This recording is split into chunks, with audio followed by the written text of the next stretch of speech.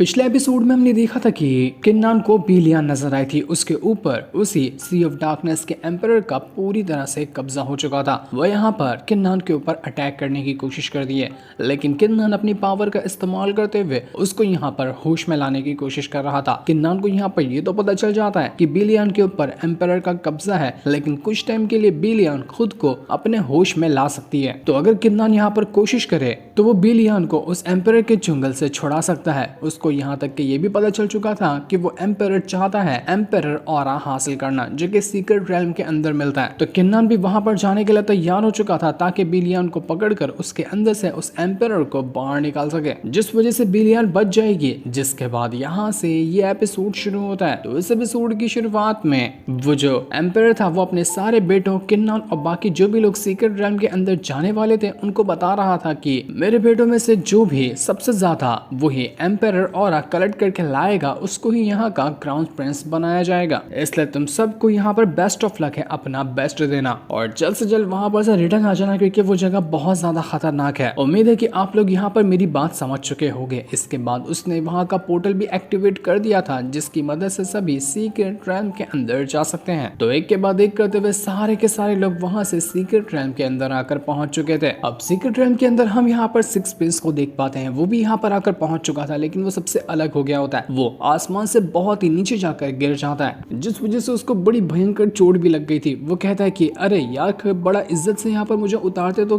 किसी का कुछ चला जाता क्या, इतना जोर से लाकर मुझे यहाँ पर पटक दिया। मुझे तो यहाँ पर बहुत ज्यादा डर लग रहा है, क्योंकि मेरे साथ कोई है भी नहीं। फादर एम्परर, आपने तो कहा था कि और भी लोग साथ में रह सकते हैं, लेकिन मुझे तो यहाँ पर कोई भी नजर नहीं आ रहा। मुझे लगता है कि मैं अकेला इस पूरे जंगल में आकर पहुंच चुका हूँ। मेरे भाइयों, एल्डर प्रिंस, तुम लोग कहाँ हो? आओ कि यहाँ पर आकर मुझे बचाओ। उसकी एकदम हालत खराब थी। वो डरते डरते आगे बढ़ते हुए कह रहा था कि ये कितना भयंकर शापित जंगल लग रहा है। न जाने कब कहां से कौन सा बीस्ट आकर मुझ पर हमला कर दे, मुझे समझ ही नहीं आ रहा। लगता है कि गलत कर दिया मैंने यहाँ पर आकर, मुझे यहाँ पर आना ही नहीं चाहिए था, पर क्या करूँ, नहीं आता तो यहाँ पर फादर एम्परर मुझे बहुत मारते हैं। तो वो डरते डरते आगे बढ़ता जा रहा था। उसको यहाँ पर एम्परर ऑरा से मतलब ही नहीं है, उसको खाली अपनी जान से मतलब था कि मैं बस यहाँ पर अपनी जान बचा लूं और कैसे भी करके यहाँ से बाहर निकल जाऊं। लेकिन जैसे वो एक कदम आगे का बढ़ाता है, बहुत बड़े गड्ढे में जाकर वो नीचे गिर चुका था।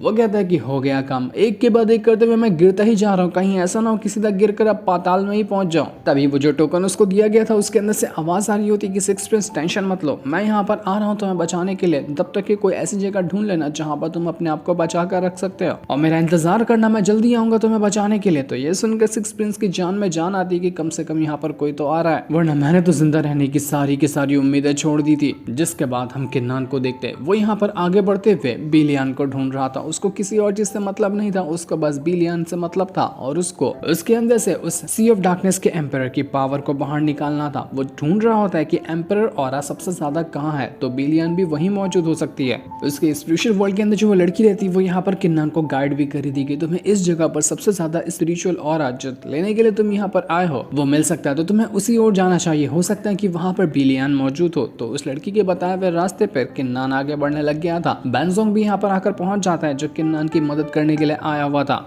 वो खुद को बीस्ट के फॉर्म में ढाल लेता है और उसके ऊपर यहाँ पर जाकर किन्नान बैठ चुका था, ताकि किन्नान को अकेले ढूंढने में परेशानी होगी तो बेंजोंग भी उसके साथ रहेगा, तो ये दोनों मिलकर बिलियन को ढूंढेंगे। इसलिए वो दोनों यहाँ से आगे बढ़ने लग जाते हैं जहाँ पर सबसे ज्यादा एम्परर ऑरा हो सकता है। तो वहीं सिक्स प्रिंस जो था वो अभी भी अधमरी हालत में वहीं पर पड़ा हुआ था। वो कहने लग जाता है कि यार, कब से मैं इंतजार कर रहा हूँ, कोई आया नहीं मुझे बचाने के लिए। अब तो लगता है कि मैं इस गड्ढे के अंदर फंस गया हूँ ना, हमेशा के लिए फंसा रह जाऊंगा। और बेचारे की फूटी किस्मत की उसके ऊपर से एक और बंदा आकर नीचे गिर जाता है, क्योंकि ये बंदा भी सीधा गड्ढे में जाकर गिरा था और ये बंदा कोई और नहीं बल्कि एल्डर प्रिंस था। सिक्स प्रिंस तो गिरा ही, इसी गड्ढे के अंदर एल्डर प्रिंस भी आकर सीधा उसी के ऊपर गिर गया। सिक्स प्रिंस कहने लग जाता है कि मर गया मैं। एक तो पहले से गड्ढे में गिरकर मेरी हालत खराब थी, ऊपर से तुमने गिरकर न जाने कितनी मेरे अंदर की हड्डियां तोड़ दी।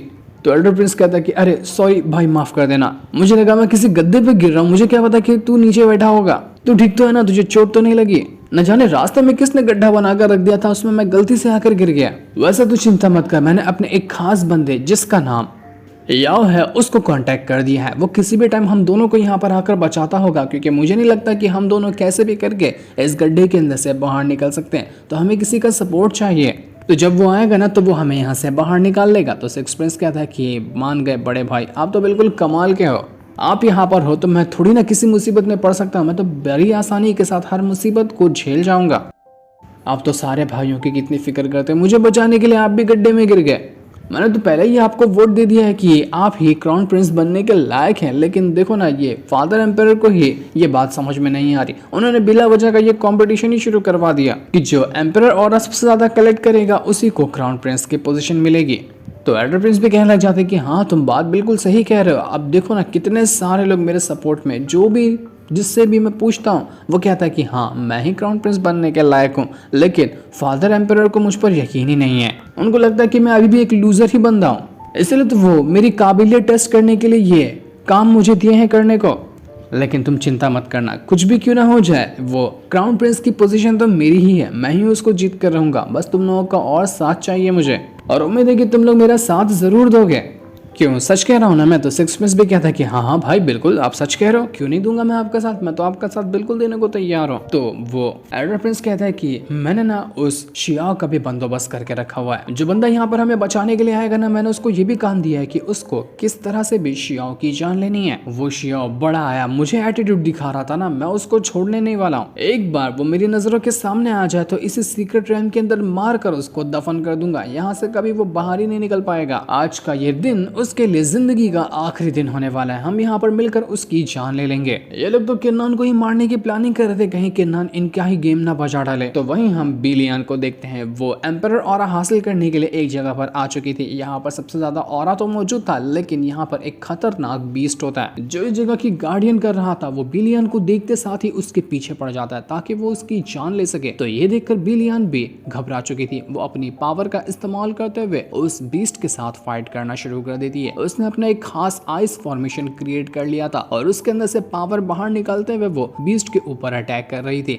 लेकिन बीस्ट की मोटी चमड़ी, उसको कुछ यहाँ पर हो ही नहीं रहा था, कितने भी अटैक उसके ऊपर क्यों ना कर लो। वो बड़े आराम से खड़ा था और वापस से बिलियन के ऊपर अटैक करने के लिए वो तैयार था। तो ये देखकर बिलियन जो होती है वो अपनी फायर फेनिक्स बर्ड का इस्तेमाल कर लेती है और उसका इस्तेमाल करते हुए उसने बीस्ट के अंदर ही बिल्कुल आग लगा कर रख दिया था, जिस वजह से बीस्ट का पूरा शरीर यहाँ पर जलने लग जाता है। उसको काफी ज्यादा तकलीफ हो रही थी और वो दर्द से चिल्लाने लग गया था। लेकिन बिलियन यहाँ पर भी नहीं रुकती और उसको पता था कि थोड़े टाइम के अंदर ये आग भी बुझ जाएगी और ये बीस्ट वापस से पहले जैसा हो जाएगा। तो इसको एक बार के अंदर ही खत्म कर देना बेहतर ऑप्शन है। इसलिए वो अपनी पावर का इस्तेमाल करते हुए वुड स्पिरिट की पावर को एक्टिवेट कर लेती है, जिस वजह से तो जमीन के अंदर से काफी सारे वुड्स बाहर निकले थे और वो सीधा छलनी कर देते हैं उस बीस्ट के शरीर को, जिस वजह से बीस्ट की हालत खराब हो चुकी थी। लेकिन हैरानी की बात ये कि बीस्ट अभी तक नहीं मरा था, वो वुड स्पिरिट की पावर को भी डिस्ट्रॉय कर जाता है और उसके बाद वो दोबारा से यहाँ बिलियन के ऊपर अटैक करने के लिए रेडी था। बिलियन ये देखकर घबरा जाती है कि ये मर क्यों नहीं रहा, मैं कितना भी अटैक क्यों ना कर लूं, ये मरने को नाम ही नहीं ले रही है। तो गुस्से में आकर वो जो बिलियन थी वो अपनी थंडर पावर को एक्टिवेट कर लेती है और उसकी मदद से उसने बीस्ट के ऊपर अटैक देकर मार दिया था। और अब जाकर फाइनली लग रहा था कि शायद इस बीस्ट का खात्मा हो चुका है। बीस्ट ने वहां पर अपना दम तोड़ दिया। तो अब बीस्ट ने जैसे ही अपना दम तोड़ा था, बिलियन वहां पर आकर पहुंच जाती है और अपनी पावर का इस्तेमाल करते हुए बीस्ट की जो भी पावर थी उसको एब्सॉर्ब करना शुरू कर देती है, ताकि इससे जितना उसकी पावर कम हुई है लड़ाई के दौरान वो रिकवर कर सके। बिलियन जल्दी जल्दी उस बीस्ट का स्पिरिचुअल ऑरा खुद में एब्सॉर्ब करते जा रही थी, जिस वजह से वो रिकवर भी होने लग जाती है। लेकिन तभी वहां पर एक बहुत ही खतरनाक थंडर अटैक आकर सीधा लगने वाला था बिलियन को, और ये वाला अटैक किसी और ने नहीं बल्कि किया था किन्नान ने, जो कि वहां पर आकर पहुंच चुका था वो भी गुस्से के साथ। और वो बिलियन के अंदर से वो जो एम्परर है उससे लड़ने को तैयार था, जो देखकर बिलियन भी घबरा जाती कि तुम यहाँ पर वापस से क्या कर रहे हो। बिलियन अभी खुद के होश में नहीं थी, वो होश में अभी एम्परर था जो किन्नान से बातें कर रहा था। तो किन्नान भी कहते कि मैं तुझे यहाँ पर सबक सिखाने के लिए आया हुआ हूँ। तो वहीं हम यहाँ पर सिक्स प्रिंस और एल्डर प्रिंस को देख पाते हैं। वो अभी तक के गड्ढे में पड़े हुए थे और पड़े पड़े सिक्स प्रिंस कहने लग जाता है कि बड़े भाई, आपने तो कहा था कि आपका कोई बंदा यहाँ पर आने वाला है बचाने के लिए, लेकिन वो अभी तक के आता हुआ मुझे नजर नहीं आ रहा। कहीं ऐसा तो नहीं कि अगले जन्म में वो आएगा, हम लोग यहाँ पर मर जाएंगे, हमारा दोबारा जन्म होगा, तब लगता है कि वो आने वाला है। तो एल्डर प्रिंस कहता है कि अबे यार शुभ शुभ बोला करो, क्या अनाप शनाप बकते रहते हो तुम। वैसे सच बताओ तो फटी तो मेरी भी है, मेरी भी हालत खराब है कि कहीं अगर कोई हमें सच में बचाने के लिए नहीं आया ना तो हमारा यहाँ पर सिर्फ कंगाल ही मिलेगा, भूख प्यास से हम यहाँ पर मर जाएंगे। लेकिन मुझे इस बात की भी गारंटी है कि चलो हम यहाँ पर एम्परर ऑरा हासिल नहीं कर पाएंगे, लेकिन हम वहां से रिटर्न महल के अंदर नहीं गए ना तो फादर एम्परर को हमारी टेंशन होगी, वो तो हमें जरूर बचाने के लिए आ जाएंगे। तो तुम फिक्र मत करो, आराम से बैठो, घबराना नहीं, कोई ना कोई हमें बचाने के लिए आ जाएगा।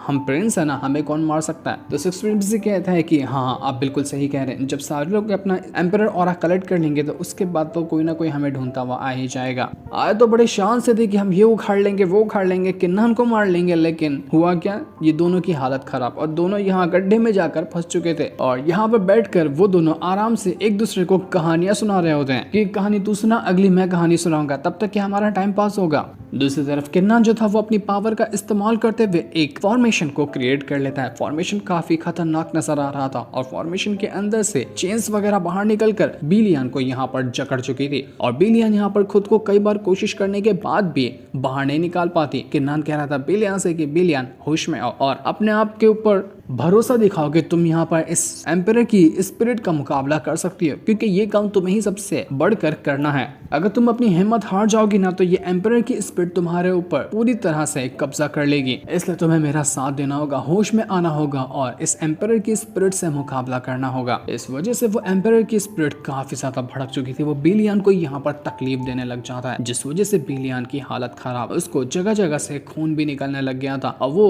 अब ढंग से खड़ी भी नहीं हो पा रही थी। वो जो सी ऑफ डार्कनेस के एम्परर की पावर है उसने पूरी तरह से यहाँ पर बिलियन को जकड़ कर रखा हुआ था, वो उसको जाने ही नहीं देना चाहता है। तो किन्नन यहाँ पर कह रहा था उससे, बिलियन मुझे पता है कि तुम मुझे सुन सकती हो, देखो तुम सुन सकती हो ना तो हिम्मत करो, यही तुम्हारे पास मौका है, तुम्हें हिम्मत करनी होगी अपने आप को बचाने के लिए, वरना शायद ही इसके बाद दूसरा कभी मौका मिलेगा। अगर इस एम्परर की स्पिरिट को वो एम्परर ऑरा मिल गया ना तो ये हमेशा के लिए पावरफुल बन जाएगा और वो तुम्हें कभी नहीं छोड़ेगा। तो अभी तुम्हें मेरा साथ देना है, होश में आओ, जिंदा रहने की कोशिश करो, बिल्कुल एक नॉर्मल इंसान की तरह, जिस तरह से सभी लोग रहते हैं। और मुझे यकीन है कि तुम ये कर सकती हो, तुम मुकाबला कर सकती हो उस एम्परर की स्पिरिट का। तो बिलियन के अंदर से वो एम्परर कहने लग जाता है कि जिंदा रहूं, किस लिए जिंदा रहूं, एक नॉर्मल इंसान की तरह रहने के लिए नहीं, मैं ऐसा होने ही नहीं दूंगा। इतने जमाने बाद मुझे एक फिजिकल बॉडी मिली है जो कि इस बिलियन की है, इसलिए मैं इसको ऐसा छोड़ने नहीं वाला हूँ। वो और ज्यादा अपनी पावर को एक्टिवेट करते हुए पूरी तरह से बिलियन को जकड़ने की कोशिश कर रहा था, क्योंकि बिलियन थोड़ा थोड़ा होश में आ रही थी किन्नन की बातों की वजह से, और यही चीज तो वो एम्परर चाहता नहीं है। तो वो अपनी पावर को और ज्यादा फास्ट तरीके से इंक्रीज कर चुका था ताकि बिलियन को होश में आने ही ना दे, लेकिन बिलियन उसका डट कर मुकाबला कर रही थी। ये दोनों की फाइट काफी खतरनाक थी। बिलियन कहती कि मैं जिंदा रहना चाहती हूँ, मैं एक नॉर्मल इंसान की तरह जिंदगी गुजारना चाहती हूँ और इसके लिए मुझे कोई भी नहीं रोक सकता, चाहे कुछ भी क्यों ना हो जाए। जिस वजह से वहां पर एक बहुत ही